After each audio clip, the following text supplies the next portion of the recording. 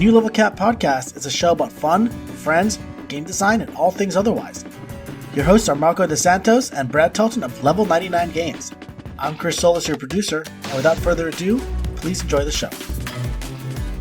Well, hello, good morning, World of Indians, and it's me, your host, the DJ Triple D, here to give you the sick beats when it comes to licensing and all things Level 99 game otherwise. Wicka wicka wah!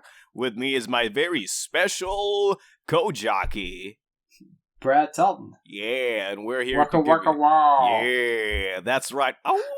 We're here to give you all the sick beats and the lowdown of information and knowledge when it comes to licensing and Level 99 game stuff. Woo woo! Alright, insert other noises. I gotta say, this was quite the unexpected intro, Marco. Yes, I'm a DJ now. Do you not know? This is What is your DJ name again? DJ Triple D. Yeah. Why Triple D? That's my name. Yeah, but... No, I mean, like, literally, that is actually... My name has 3 Ds in it. Well, yeah, but it doesn't start with... Yes, it does. Wait. Marco Daniel De Leon De Santos. Oh. Okay. So it's not like I just made it up, okay?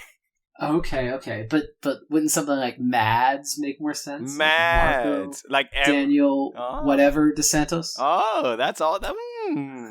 But then it makes me sound like I'm some sort of Japanese video category. So... I guess. Maybe not. But, Brad, regardless of my brand, let's talk more about your brand. You don't even have a DJ name. I don't have a DJ name because I don't DJ. This was one of the life paths that I gave up when I chose to become a board game designer. But okay. Let me tell you, I could spin some sick beats back in the day. Oh, really? I can't wait. Is it like Lionel Richie songs? I don't know. It was another lifetime, Mark. Another lifetime. Wow. Maybe in a different universe. I see. There's an alternate universe, Brad. So we can have a crossover between DJ Triple D and, I don't know, DJ Brad D or something, and then we can just like, Brad, let's talk about crossovers and licenses, because I feel like that's cool.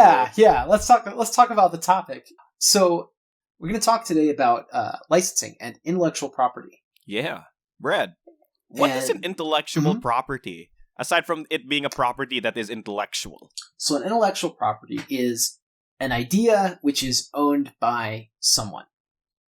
You'd think on the surface, ideas can't really be owned, but in fact, specific ideas can be owned.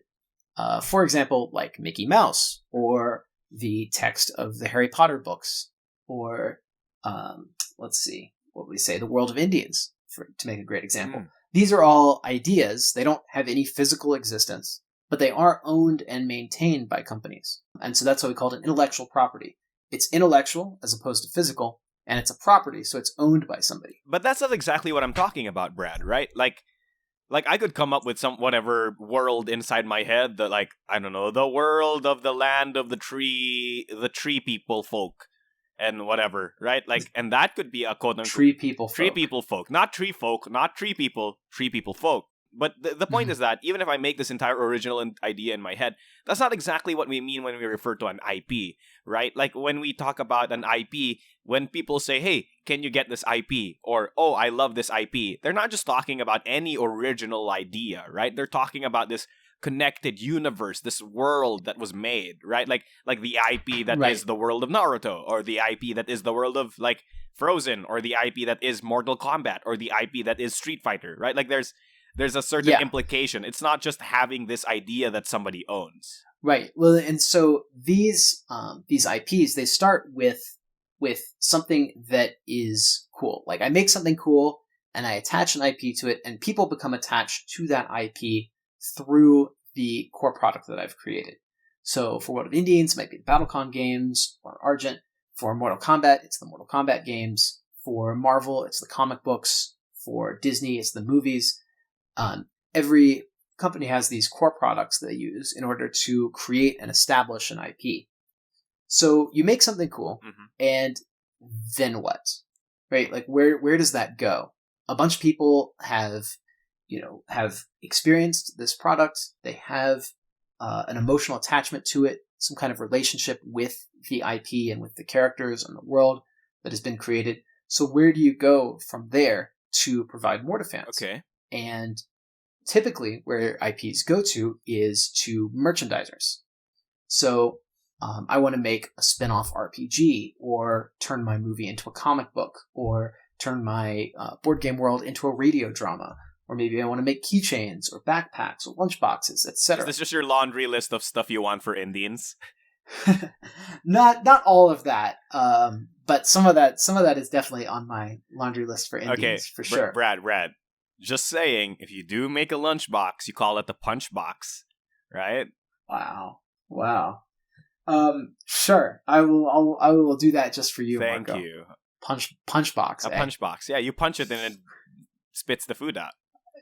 How many times do you think you can do that? Depends on your punch. It depends on how... It's a pretty resilient box. Yeah, but the point of the merchandising is to turn the brand into a lifestyle for fans. Mm-hmm. So I love a brand. I love an IP. I want to express that. I feel an emotional connection to this brand, and it's part of my identity. And now I want to express that identity to the rest of the world, or I want to dive deeper into this world. And so that's when merchandisers can really help. You can make, because you can reach an audience, or you can reach your existing audience with new products, which are interesting and fun to them, and which can make you some money. And this is a great way to fund the expense of continued world building and to create more core products. Wait. So this is how every mm-hmm. IP that we think of when we say the word or the phrase IP, like this is how they all did it, right? Like we made a cool thing, it attracted people, it attracted merchandisers, which then made us more money so that we could make more cool things. Yeah, that's the basic loop, right? And a lot of brands are created with the sole intent of eventually building merchandise, and that's where most of the revenue for a brand comes from.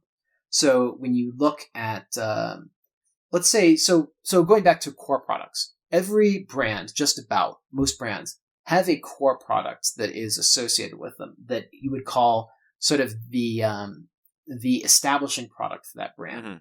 Mm-hmm. So for example, with Disney, you have the movies, like you have Frozen, and then you have the Frozen backpack, which is the merchandise. I see. The movies all in total make a lot of money, but they're not going to make as much money as all of the toys put together. All of the toys, the backpacks, lunchboxes, etc.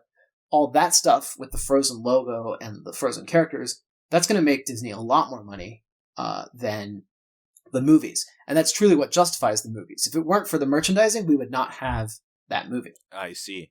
Okay, so is this a bit cynical to say that, like, IPs are not made with love, but rather revenue in mind?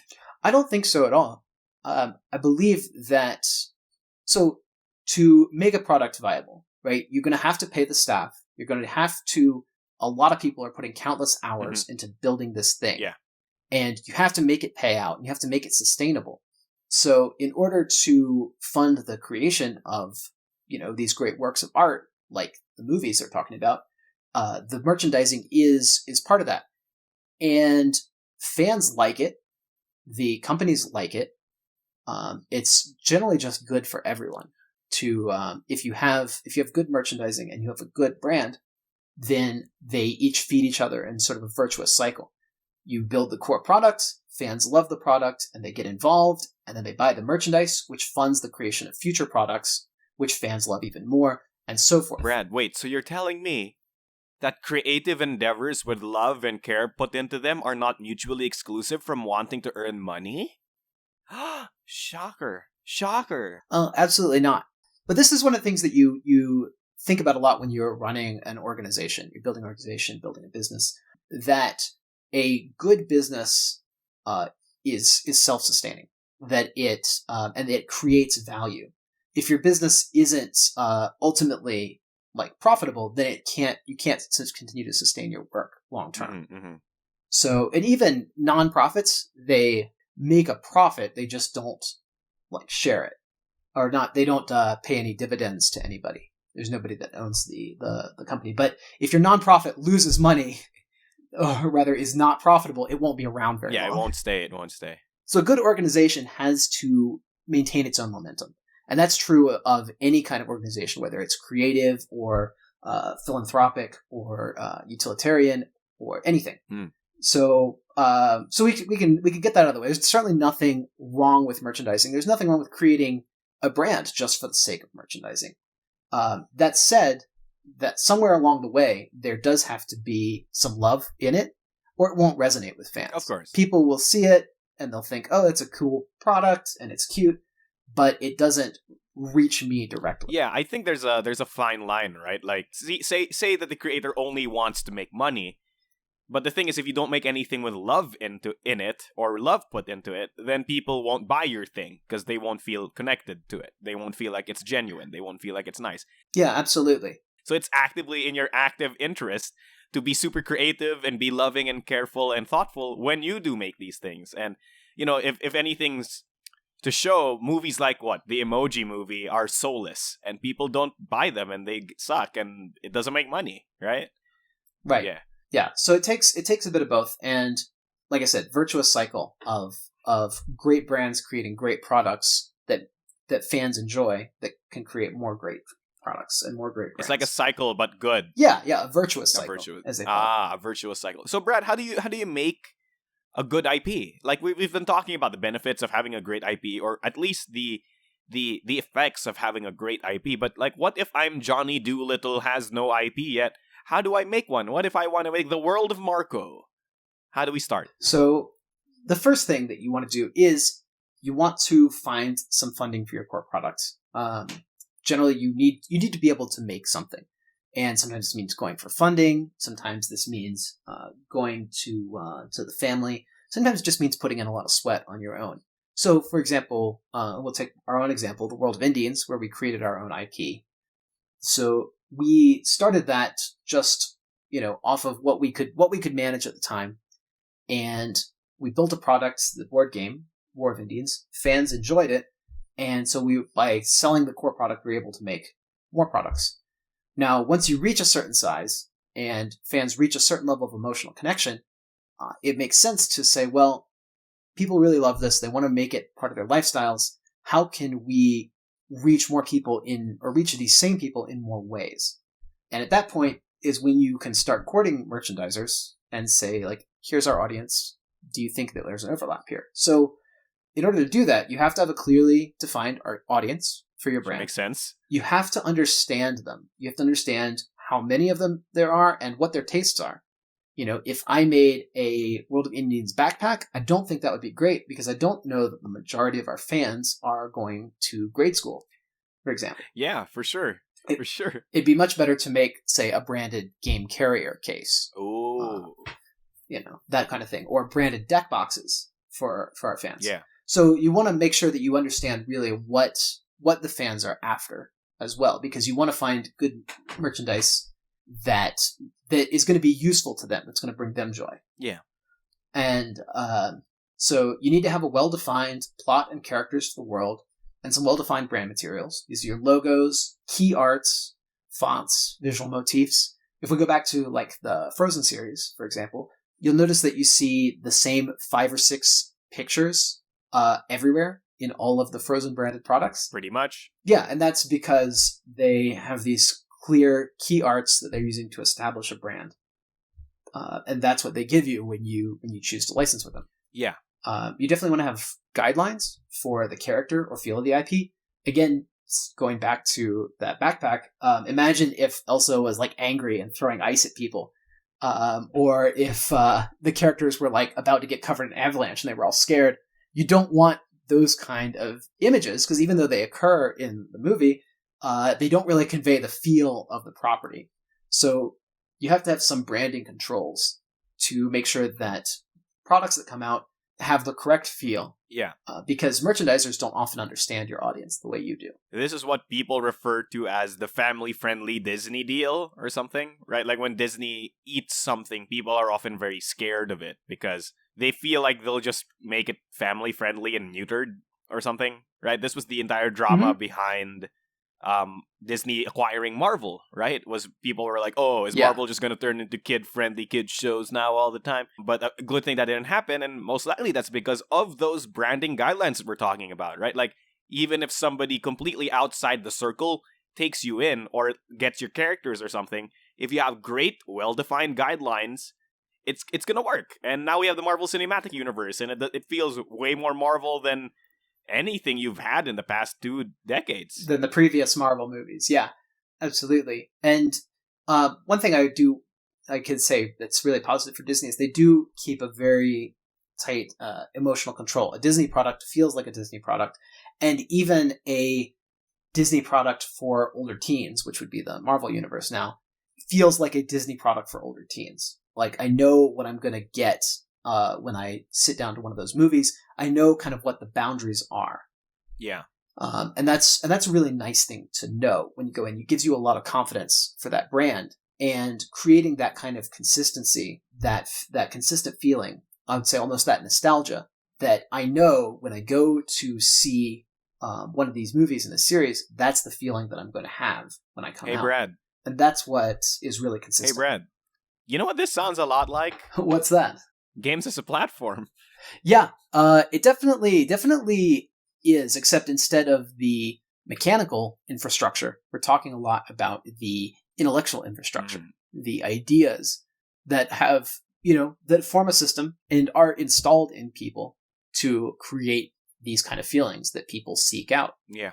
So when I watch a movie and I feel a certain way, I want to seek out products that will also make me feel that way, that I like. And if I don't like a movie, or a comic book or a TV show or whatever, then I won't seek out products because I don't want to feel that way. Or at least don't want to get reminded by the experience, right? Right. Yeah. So that's where what we call nostalgia. It's partly a remembrance of past experience, but it's also an anticipation of a future similar experience. And branding and merchandising is one of the ways that we embrace that nostalgia that we love. I see. So it's kind of like how you have preferences for things, right? And how essentially IPs are quote unquote heuristics for you to be able to just find more similar things. And this brings me all back to the start of this episode where I was a DJ.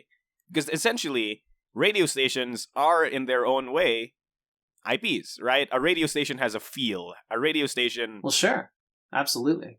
But the big thing here is that a good radio station doesn't just play music you've already heard before, but introduces you to similar music to your tastes that you've never heard before. And that's the sign of a great But which you like because they understand your taste, or that you've selected into this audience of like taste. Exactly. And it comes full circle. See, it was planned. Entirely planned. You thought I was just making fun? Nope. It was completely planned. So, Brad, as much as whatever, Brad. So long as we're done talking about this, let's talk about more stuff after the break. I do want to pry your brain a little bit more about the details, but I do think we all need a break, All right. Let's go to the break and do a little bit of brand building. All right. Want a game with other Level 99 Games fans, such as yourself? Join the official Discord channel. You can find the invitation link in the description below. Okay, so we're back. Oh, wow. You're back? Is Brad Street back all right? All right. Okay, Brad. So now wow. Let's say I'm... See, that's some branding, because, like 15 years later, we're still saying it? Yeah, that's true. Longer than that. Oh, wow. my gosh. The Backstreet Boys... Let's just forget this happened. They were a great brand and a great band, if you know what I mean. Okay, Brad, let's say that I followed this episode to the letter. In the span of this 20-25 minutes, I have not only created an IP with well-defined characters and well-defined guidelines and world and whatever, I've also created an awesome product that sold like hotcakes, and now my brand is the new hottest thing. What now? Okay, so now that you've made it, what is the process for licensing the IP to others? You don't want to manage making all of the DJ Marco, spin-off products. Yeah. That's like a ton of work, and you have to deal with licenses, and you have to deal with, or not licenses, you have to deal with factories, you have to deal with markets overseas, you have to deal with the big box retailers like Walmart and Target and Barnes & Noble and Amazon. Nobody's got time for that if you're in the business of making great creative works. So you want to get in touch with merchandisers. And so the merchandisers are going to ask you. They want to know how many units that you sold of the core product. They want to know who that audience is. And they want to know what kind of reach that working with you is going to bring them. Who am I going to connect to by working with your brand? And then they want to know that your fans are active and involved. For example, even though, say, like Darkstalkers is a great brand, I don't think that it's a great brand to license because there are a few hardcore fans that still remember it, and most people haven't seen it in the past 15 years. Yep. So much like the Backstreet Boys, while everybody probably remembers them, may not be the best licensing opportunity because there are other more relevant and more immediately relevant licensing opportunities that can be had for about the same price. So you're telling me that that it's not a good idea for me to license the Backstreet Boys for my own MOBA game? Probably not. You'd probably get a few heads turned, but I don't know that people would care. And that's really, I think we'll talk a little bit more about that as we go on. Yeah. But if you license the Backstreet Boys are not going to get up and say, "Hey, check out this MOBA that we're in by DJ Marco." Okay. Right? They're not going to do that. And that's one of the reasons that license is not attractive. If I license Darkstalkers, there's no way that an ad for my game is going to come out in the next Darkstalkers game because there is no next Darkstalkers game. Right? So when you're building your brand to share, you want to make sure that the core product is supported and that the core product or your other social medias, social presences, etc., can be leveraged to share the new products that you're creating, and that and that fans are still watching and still listening, even if there's not a new core release on the horizon. Yeah, I guess I have to bring it up. Kingdom Hearts was kind of like that. I guess Kingdom Hearts. Something about Kingdom Hearts. Kingdom Hearts. Yep. Kingdom Hearts is a great example of a brand that has extensive merchandising. Yeah. Right? And an extensive line of core products. And when you get a Kingdom Hearts game, it definitely feels like a Kingdom Hearts game. You know it is. Big feet, incomprehensible plots, and something about love, friendship, darkness, heart. Yes. This is why we said Talisman is going to be such a great crossover for Kingdom Hearts. Oh my gosh. It's true. I'm really excited for Talisman Kingdom Hearts because I think that Talisman is a game that accurately reproduces the experience of playing Kingdom Hearts on a tabletop. It's absolute nonsense, right? Yeah. Pretty much. Like you roll dice, you move around, and stuff happens to you until you get to the big bad. Sounds like Kingdom Hearts to me. It sounds like you. It's going to be pretty immersive. You mash X, you kill some Heartless, you reach a big bad. I mean, like it's not wrong. So, Brad, what's the benefit? We should stop throwing shade in case the Kingdom Hearts developers are listening to this and they decide not to give me an Exceed license for Sora. Exceed Kingdom Hearts. Tell us if you'd like Exceed Kingdom Hearts. That'd be hilarious. Imagine having to play Exceed as Winnie the Pooh. That would be great if you really think about it in your heart of hearts. Yeah. Guess which Kingdom Hearts characters can't be licensed? It's every Disney character. That's true. Guess which Kingdom Hearts characters aren't relevant to the plot? It's every Disney character. And now you start to see a little bit of why the Disney characters are downplayed and the Square characters are upplayed. Yeah, and why they keep making new characters. The original characters, rather. Because Sephiroth and Cloud are also not part of the Kingdom Hearts license and can't be sold. But Sora and Kairi and Riku and Keyblades and etc., those can all be sold. Yep. This explains why there are 6 Soras. Because they couldn't afford to make, to do the Square or the Disney characters, so they were like, let's just make more Soras. But anyway, so we should talk a little bit about, benefits and the pitfalls of licensing. Sure. So what benefits me? I mean, I know for a fact that it's about reach, right? Or like it's about reach. And there's an important thing to understand about that because a branded product does not reach the sum of two audiences. It reaches the intersection of two audiences. So when you look at a product like Marvel versus Capcom, that's a great crossover. But a product like, say, Mortal Kombat and Frozen would not be a great crossover. Think about this, right? If we accept that to be true, that it's the intersection of the audiences, as opposed to the sum of them, why not just make original products over and over and over again? Why ever do a licensed product? Yeah, why? So the answer to that is that you have to assume there is an undiscovered portion of your audience in the intersecting audience, or in the crossover audience. So with Marvel vs. Capcom, we assume that some number of Marvel readers will like fighting games if they discover them. And we assume that some number of fighting game folk, Capcom players, will like comic books if they're exposed to them. And I think a lot of people who played Street Fighter got into Marvel, and a lot of people who read comic books got into fighting games from Marvel vs. Capcom, because there is a real overlap with those audiences. I see. And so that's a huge benefit of working with another brand. Okay.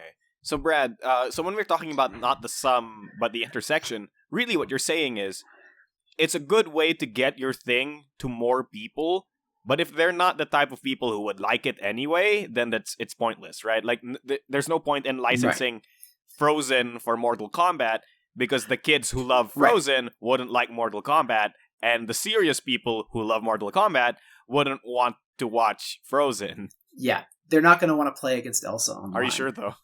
That's not the experience you sign up for when you play Mortal Kombat. Let it go. Right? That's her fatality. It's let it go, and the entire music. And then it drops your skull. Yeah, exactly like that. That's Mortal Kombat. But the point is to meet new people, and so you want to get into a product that matches. So we talked earlier, like, I probably wouldn't want to make a World of Indians backpack. I'd probably want to make a World of Indians gamer lifestyle, like, carrying case or deck box or something. So you want to pick products that make sense.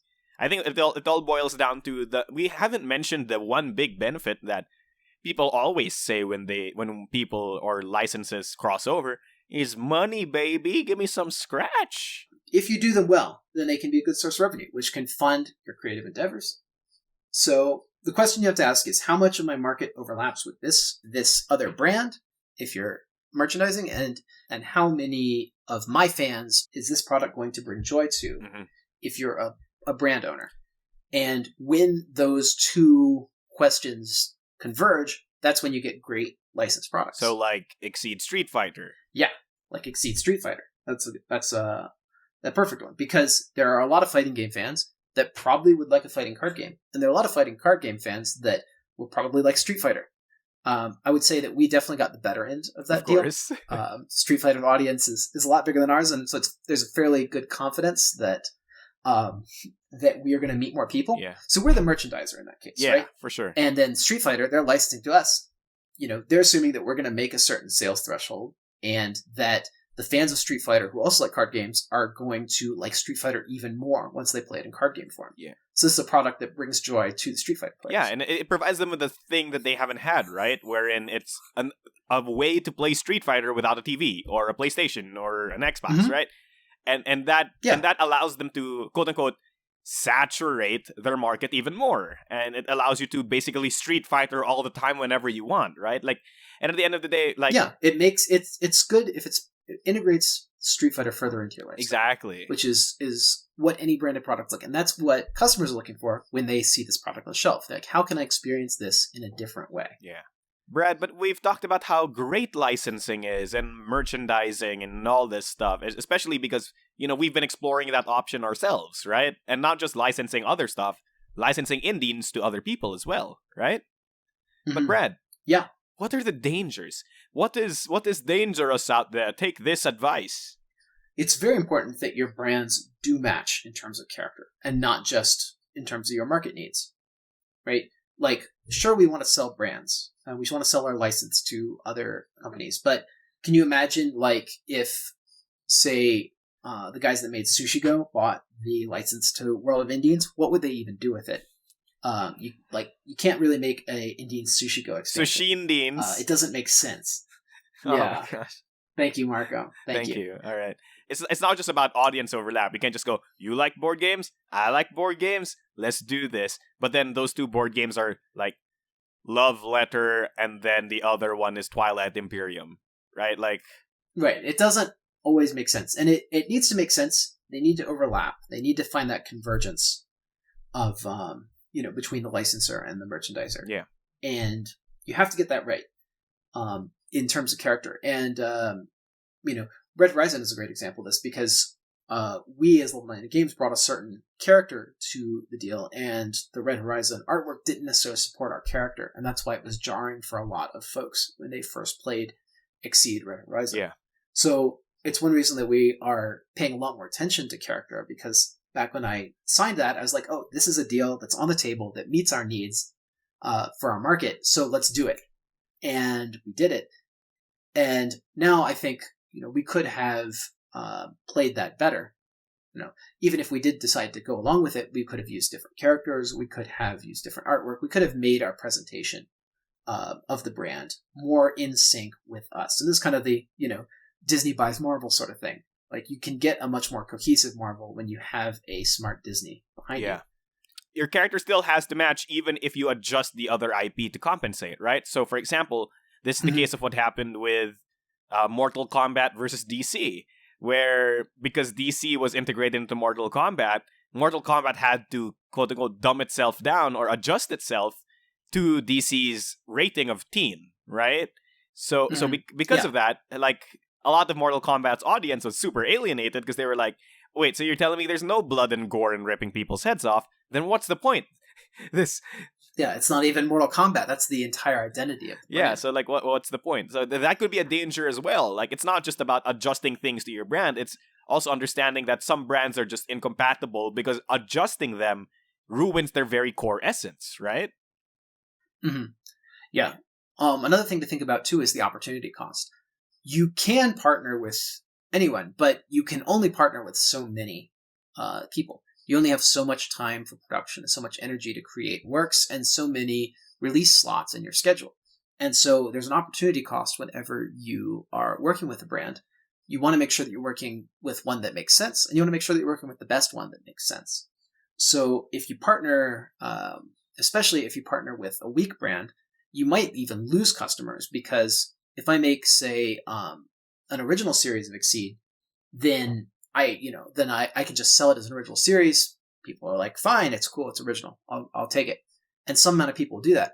But if I partner with a brand that is actively weak or weaker than Level 99 Games, then people will see that on the shelf and they'll say, I don't know what that is, but clearly I'm supposed to if I buy this product, so I won't.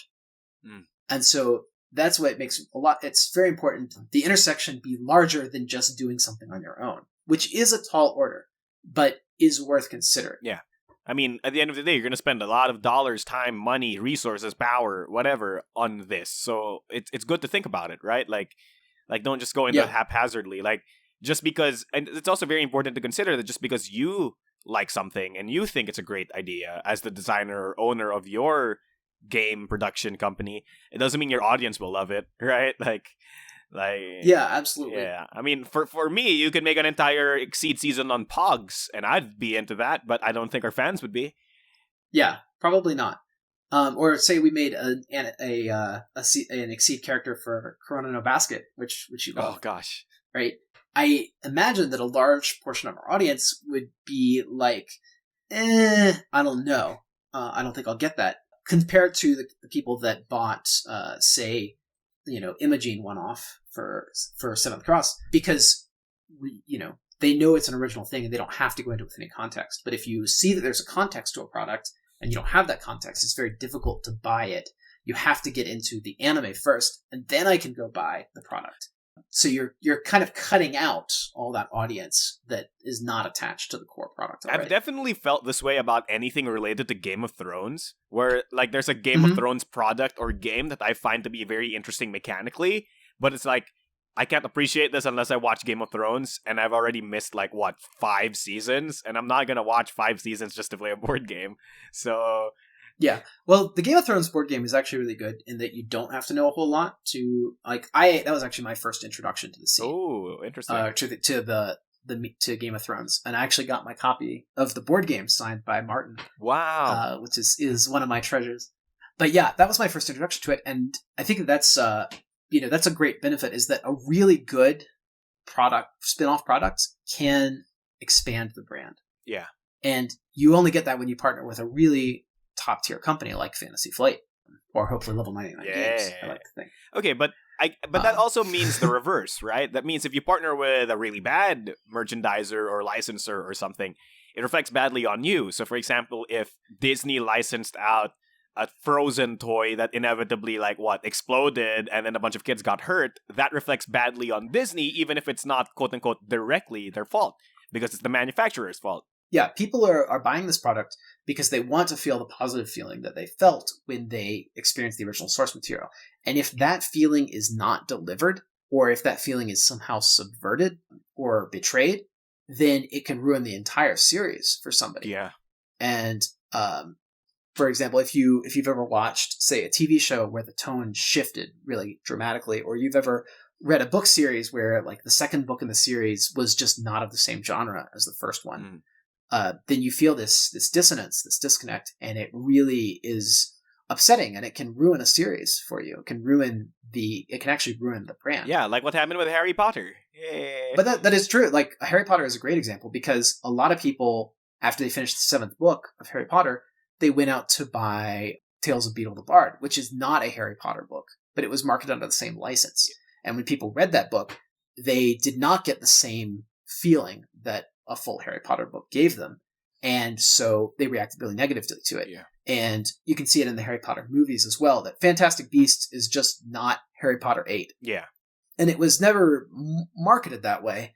But at the same time, a lot of people expected that. And that is a real danger to the franchise. Yeah, and don't forget Cursed Child, which isn't even a book or a movie. It's literally a stage play. So it's entirely different at this point.